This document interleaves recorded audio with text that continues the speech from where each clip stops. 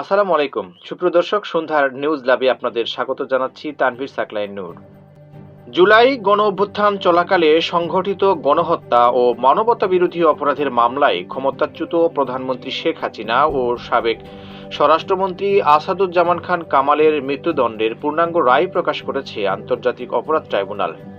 বুধবার প্রকাশিত এই পূর্ণাঙ্গ রায়ের ভিত্তিতে আগামী ৩০ দিনের মধ্যে আপিল করতে পারবেন দুই আসামি।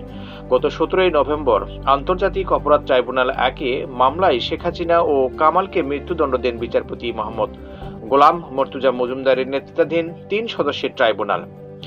একই মামলায় রাজসাক্ষী হিসেবে থাকা সাবেক পুলিশ মহাপরিদর্শক চৌধুরী আবদুল্লাহ আল মামুনকে ৫ বছরের কারাদণ্ড দেওয়া হয়। এ রায়ে শেখ হাসিনা ও কামালের দেশে থাকা সব স্থাবর ও অস্থাবর সম্পত্তি বাজেয়াপ্তের নির্দেশ দেওয়া হয়েছে।